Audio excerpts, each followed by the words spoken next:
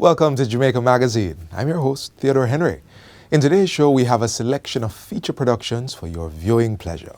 The news is up first, though, so stay with us.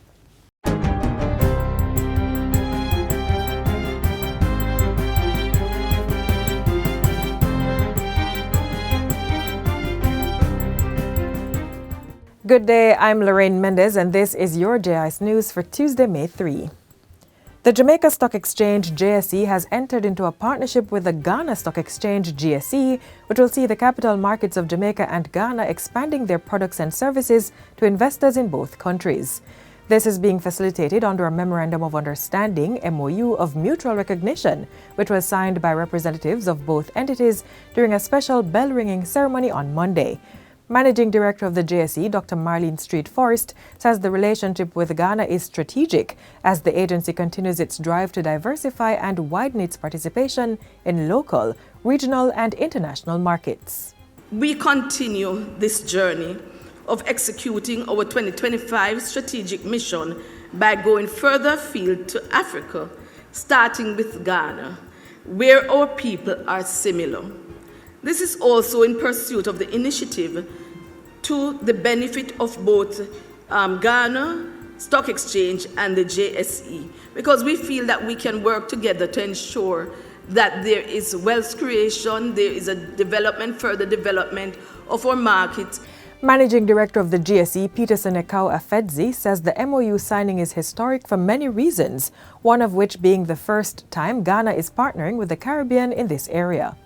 We believe that this collaboration can lead to further development of our economies. It can lead to us collaborating in terms of the broader economies.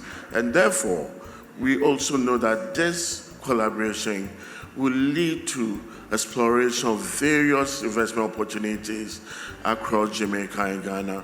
Several certificates of land title are scheduled to be delivered to persons who were resettled by bauxite mining companies.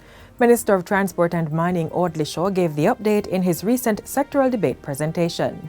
The target for this year is the delivery of 300 titles, and the bauxite mining companies are being encouraged to utilize all available modalities to implement the transfer of titles. Minister Shaw says 116 titles were delivered to resettled persons last year by bauxite companies. This brings the total number of titles issued since 2012 to 1,333, with another 119 being prepared for transfer. $14.8 million is being invested in the Training of Trainers program to combat risks associated with environmental threats. The focus is being placed on the agriculture and fisheries sectors, with the recent staging of the Rural Economic Development Initiative 2 Training the Trainers Climate Resilience Workshop. Our goal in training you is to make sure that you are prepared and you have the ammunition now to do what is necessary for us to drive towards food security. The Climate Resilience Workshop is an initiative of the Jamaica Social Investment Fund. It aims to recover the loss of crops and livestock from natural disasters and to sustain the longevity of businesses. The Bureau of Standards Jamaica BSJ is in the process of upgrading the country's building codes to further support quality assurance in the construction sector. This comes against the background of a boom in the construction sector and the influence of varying construction systems from across the globe. Manager of the Testing and Industrial Services branch at the BSJ, Richard Lawrence, says the new codes will be made public soon.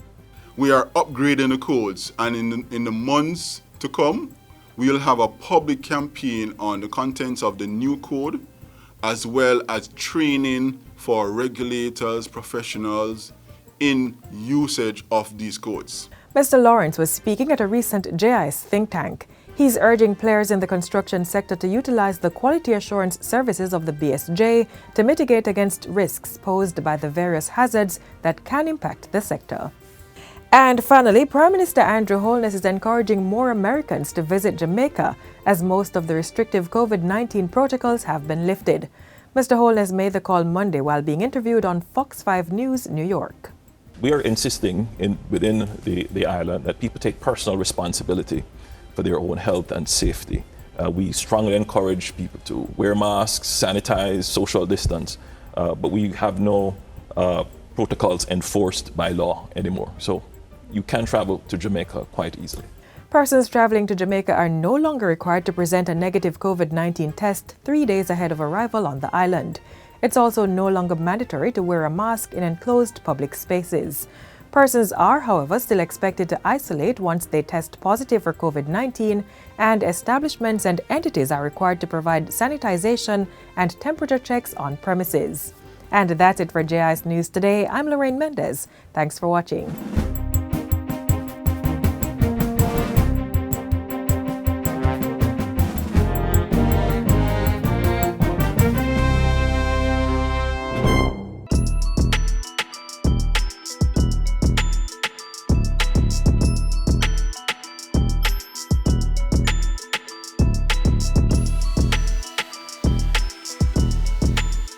I must urge all users of cyberspace, do not, for fear of being labeled a victim, refuse to report or follow through the process. Once you think that there is something wrong, seek advice, and the easiest way to get that advice is to come to Jamaica CERT or to go to the nearest police station. You will not be looked down upon for being a victim of cybercrime, because it is a matter of when for us all, not if. To report a cybercrime, call or visit the website of the Jamaica Cyber Incident Response Team or make a report to your nearest police station. Holding the highest office in the country naturally comes with a lot of responsibilities and expectations. Here's how Prime Minister Andrew Holness handled some of those over the past week.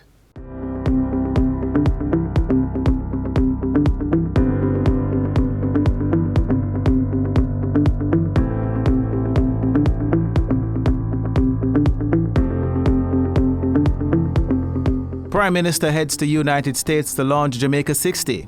Touts new firearm legislation as an effective tool to regulate gun ownership, and supports athletes participating in pen relays. You're watching Jamaica House Weekly. I'm Andre Palmer. Prime Minister Andrew Holness left the island on Saturday for the United States of America to engage the diaspora as Jamaica marks its 60th year of political independence. Mr. Holness touched down in Philadelphia, Pennsylvania, where he participated in activities to mark Jamaica 60. The Pennsylvania stop also saw the Prime Minister attending the 58th Pen Relays. He headed to New York on Sunday for a Jamaica 60 launch reception with the largest Jamaican population outside of the country. While in New York, the Prime Minister held talks with stakeholders in government, education, and the private sector. Before his return to the island Monday, Mr. Holness was interviewed on Fox 5 New York. He used the opportunity to promote Jamaica's Diamond Jubilee to be celebrated on August 6. It is also a period of celebration where we think about our achievements and in the areas that we have fallen short. So it is a time where we will come together as one nation and recommit to developing our country, our people, our nation for the fulfillment of what we believe is our true destiny, to be a prosperous, free, and loving society. Mr. Holness spoke of Jamaica's dominance of the high school category at the Pen Relays. The people in Philadelphia and the University of Pennsylvania, they have embraced Jamaica so much, and we're so grateful for the support that they have given. And it is really a great display of athletic prowess, and Jamaica did very well there. The Prime Minister also encouraged visits to Jamaica, disclosing that most COVID-19 restrictions had been lifted. We are insisting within the island that people take personal responsibility for their own health and safety. We strongly encourage people to wear masks, sanitize, social distance, but we have no protocols enforced by law anymore. So you can travel to Jamaica quite easily. Ahead of his departure, the Prime Minister attended the opening ceremony of the Master Pistol Tournament at the Jamaica Rifle Association. He told the gathering that the new Firearms Act would have the dual impact of effectively regulating private gun ownership, while dishing out harsher punishment to persons found with an illegal gun. It will be a space where the people who own firearms are certified, both technically and in terms of fit and proper, meaning that they have established a need for the firearm, and they have established that they are responsible, and that their track record has been one of good, upstanding upholders of the law and public order. Mr. Holness is also calling on well-thinking Jamaicans to support the Get Every Illegal Gun campaign. Jamaica does not have a problem with legal firearms. What we have a problem with are firearms entering the country unregistered, unregulated, and falling into the hands of persons whose sole intent is to take lives of citizens. Prime Minister Andrew Holness celebrated Medical Laboratory Professionals Week. During Wednesday's meeting with representatives at the Office of the Prime Minister, Mr. Holness thanked them for the vital role they play in the healthcare system, especially during the COVID-19 pandemic. Back at Jamaica House Monday, Deputy Prime Minister Dr. Horace Chang called on Jamaicans to exercise caution when traversing the nation's roads. The Deputy Prime Minister's urging follows Monday's death of Corporal Donald Carr, who died from injuries he sustained in a motor vehicle crash on the north-south leg of Highway 2000. While expressing condolences to the family and colleagues of Corporal Carr, Dr. Chang says the state and the police high command will assist during this difficult time. And that's it for Jamaica House Weekly. Be sure to join us next time for more news stories coming out of the Office of the Prime Minister.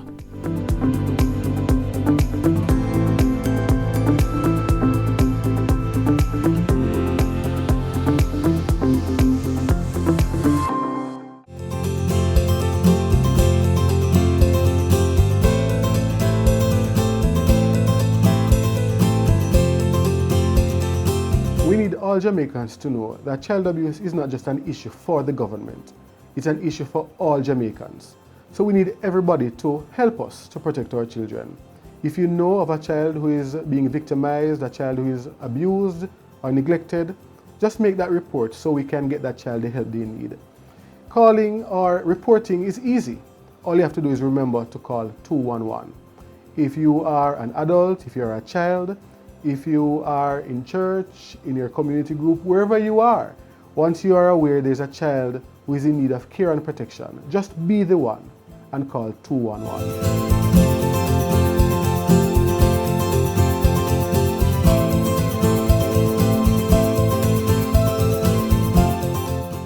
It's a field that's not talked about much, but this hasn't stopped these women from riding the waves.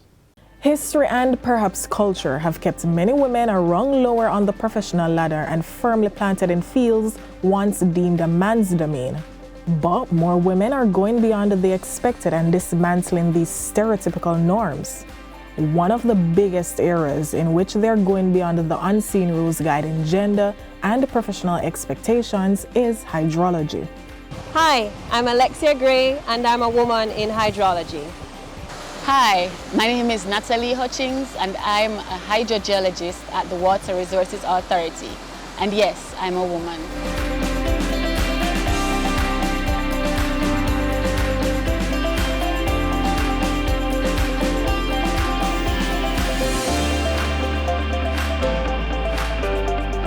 I ended up being a hydrologist completely by accident, by serendipity.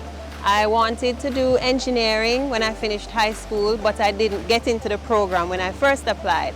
So I enrolled in geology and physics classes in my first year at university, and the rest is history. As a hydrogeologist, some of my routine work includes wells and stream flow monitoring and measurements. I also do water quality sampling, and I create maps and do reports.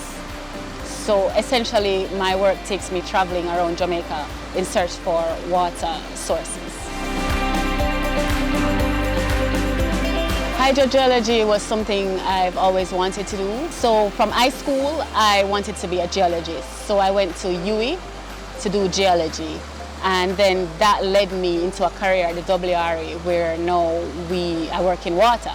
And I've come to appreciate water as the most invaluable natural resource on Earth. Despite ideas of progress not always matching parity, or the whole narrative of what's a man's or a woman's job, what these women are doing is significantly impacting lives right across the country. The Water Resources Authority has three main roles. We investigate queries about new and existing water sources or resources. We collect data in terms of stream flow and quality, and we also allocate water to users such as the NWC, which is our biggest user, and other entities. In order to allocate water, we would have to have an understanding of how much water is available. So we would do data collection such as flow measurements or well measurements and understand how much water is available to see how much water is in demand, and then we do the calculations. So where there is a deficit, water is usually supplied from areas where there's a surplus to balance things out. For these women, their duties also expand to providing responses in times of drought. The key to drought resiliency is improved capture and storage of water. Jamaica has more than enough water to serve its population. However, our problem is that we do not capture enough of it and we do not have enough storage for the population. So the key is to capture it, reduce leaks, and to build more storage, install tanks, build more dams, and other types of reservoirs. They're also testing and assessing the quality of our groundwater while keeping us all in the know. Jamaica's groundwater quality is generally good. It meets the ambient standard, the national ambient standard. Ambient meaning doesn't need any treatment, right? However, there are a few basins that are contaminated due to pollution or saltwater intrusion. But for the most part across the island, our groundwater is pretty good for domestic use. However, for agricultural and industrial users, they may need to treat their water to international standards depending on what they're going to use it for. And as for their perception on why the profession of hydrology or hydrogeology remains a male-dominated field? For a hydrologist or hydrogeologist, being out in the field means doing physical and practical tasks. It usually includes long drives out of town, hiking through river valleys, over hills in search for water. The profession is usually male-dominated because we live in a society and a culture where men are usually seen as physically stronger, and they also require less security in the field. Women were not allowed to work. We were not even allowed to become educated to do these jobs. So that has been changing with changing attitudes of both men and women. It's improving, but we have a far way to go. And just like these two female hydrologists, many women are stepping into diverse professions and are changing the older narrative to craft their own stories.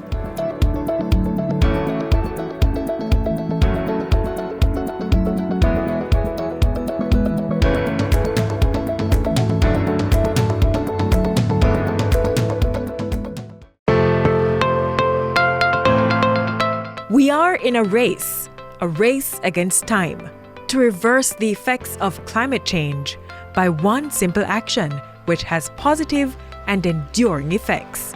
That's right, plant a tree, leave a lasting legacy. Join the My Tree Legacy promotion by planting a tree at your alma mater and share your work with us. Submit videos and pictures of you, your family, your friends, and colleagues planting trees. Every tree counts. Plant a tree today and keep climate change away.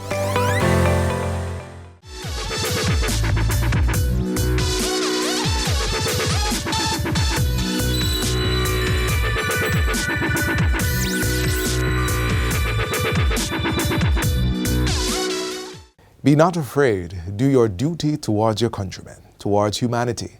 They will thank you at least in silence, and at the right time, when the Lord sees fit, He will bless you, even though you might not be aware of it. That's a quote from Alexander Bustamante. This is a statement that reads true for those who voluntarily give their service to the community. This particular group is known mainly for authenticating documents, but their roles and responsibilities far exceed this assignment. When you offer your service across Jamaica, it is absolutely important for you to be fair-minded, ensure that fair play at all times is displayed, a person dispensing justice, ensuring that peace is maintained across Jamaica, to assist in solving the many problems that we are encountering in Jamaica. We see them all over the country. We know their names. We employ their services for signing important documents, among other things. But do we know the extent of their functions, or how one even becomes a justice of the peace? Come, watch as we open the gates to the historical peacekeepers of our nation.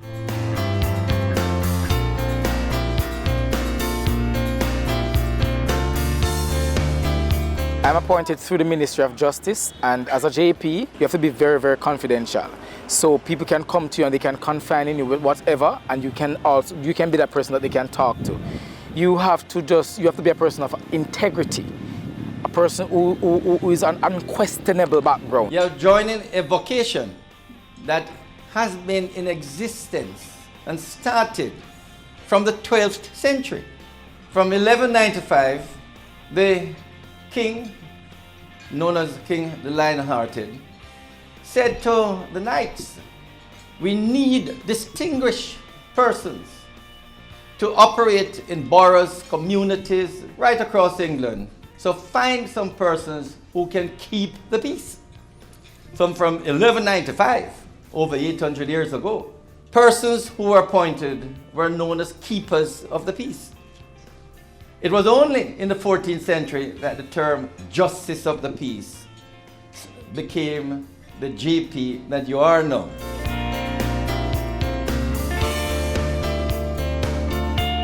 Ministry of Justice call us peacekeeper, and people do call us peacekeeper because we do keep the peace.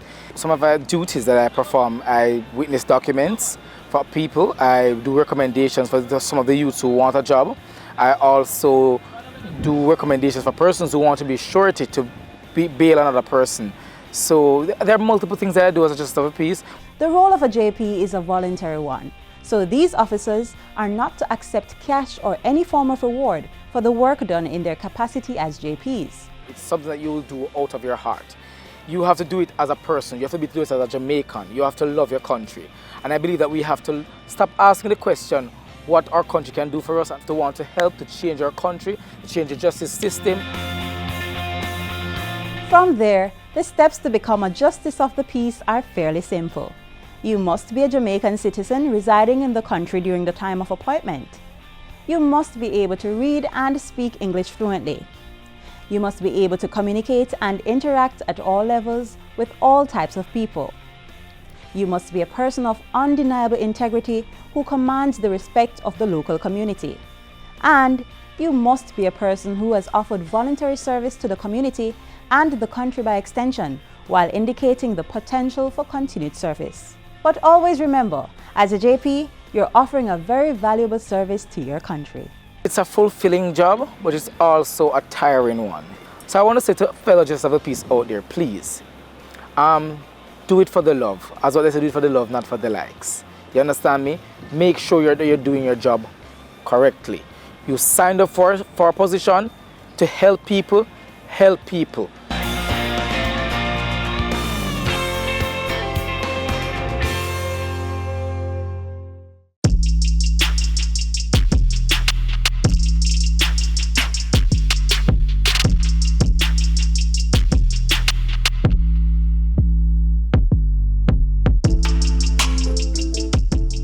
The travel pad application was created by the Transport Authority for the protection of the commuting public. Please download the travel pad application on the Google Play Store or the Apple iOS Store. Once you download the application, put in your phone number, register the application under your phone number, and then you'll be able to verify the license plate that you're going in. Once you verify the license plate and the information of the vehicle, you will then be able to share that trip of the vehicle that you're in. And if there is difficulty on the trip, you will be able to push a panic button and share your location with others as well. Download the application, give us our feedback at customerservice@ta.org.jm. Don't forget, it's free to download, free to use. It's always beautiful in Jamaica. everything usually be green and pretty. We have beautiful water.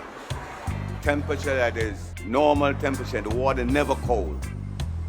We've been into business for about 13 years. JUSC-COOL,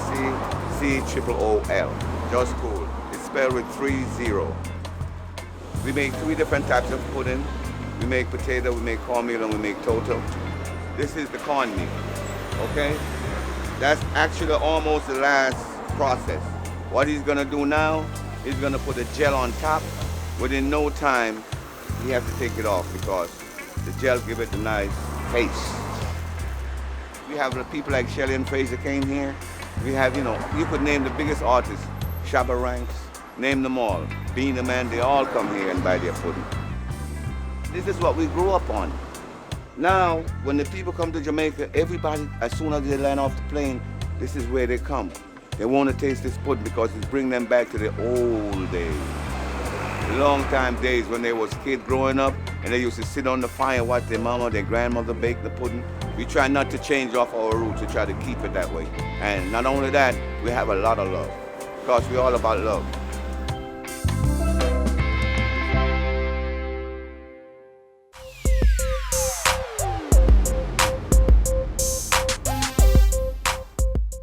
And it's on that note we close today's magazine.